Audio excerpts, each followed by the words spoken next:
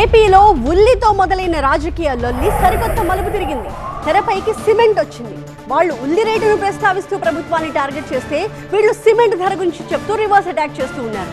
ఇంతకీ ఉల్లికి సిమెంట్కి ఉన్న లింక్ ఏంటి? ఉల్లి రేటుపై ఏపీలో పొలిటికల్ మంటలు రేగుతున్నాయి. అధికార కూటమి వైసీపీ మధ్య మాటల యుద్ధం మొదలైంది. రైతులకు కూటమి ప్రభుత్వం గిట్టుబాటు ధరలు కల్పించలేకపోతోందంటూ మాజీ సీఎం జగన్ విమర్శించారు. రైతులకు కనీస మద్దతు ధర కూడా రావడం లేదు, కానీ చంద్రబాబు కుటుంబానికి సంబంధించిన సంస్థలో భారీ రేటుకు ఉల్లి అమ్ముతున్నారని జగన్ ఆరోపించారు. హెరిటేజ్ షాప్ లో ఎంత అమ్ముతున్నారు? ఇదే ఉల్లి కేజీ 35 రూపాయలకు అమ్ముతున్నారు.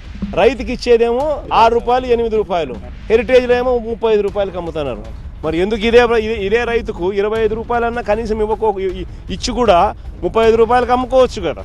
ఉల్లి రేటును ప్రస్తావిస్తూ జగన్ చేసిన వ్యాఖ్యలకు టీడీపీ కౌంటర్ ఇస్తోంది. చంద్రబాబు కుటుంబం 8 ఏళ్ల క్రితమే ఆ సంస్థను అమ్మేశారు. దీనిపై కనీస అవగాహన కూడా లేకుండా మాట్లాడుతున్నారంటూ జగన్ పై విమర్శలు చేస్తోంది టీడీపీ. జగన్ కుటుంబానికి చెందిన కంపెనీలో సిమెంట్ ఎందుకు ఎక్కువ ధరకు అమ్ముతున్నారంటూ టీడీపీ ప్రశ్నిస్తోంది. చంద్రబాబు నాయుడు గారికి కానీ ఆయన కుటుంబానికి కానీ హెరిటేజ్తో సంబంధం లేదు. ఇప్పుడు ఆ విషయం నీకు తెలియక ప్రజలకు ఏదో ఒక ఫేక్ ప్రచారాలు చేసే ప్రయత్నం చేస్తూ ఉండవు. నేను ఈ సందర్భంగా అడుగుతున్నా, భారతీయ సిమెంట్స్ మీదే. భారతీయ సిమెంట్స్ అన్నిటికంటే అధిక రేట్లకు అమ్ముతూ ఉంది సిమెంట్.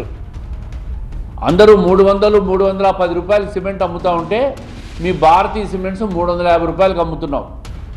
నువ్వేమన్నా 150 రూపాయలకు సిమెంట్ అమ్ముతున్నావు ఎక్కడన్నా? ఉల్లి పంటను మద్దతు ధరకు కొంటున్నట్లు ప్రభుత్వం చెప్తోంది.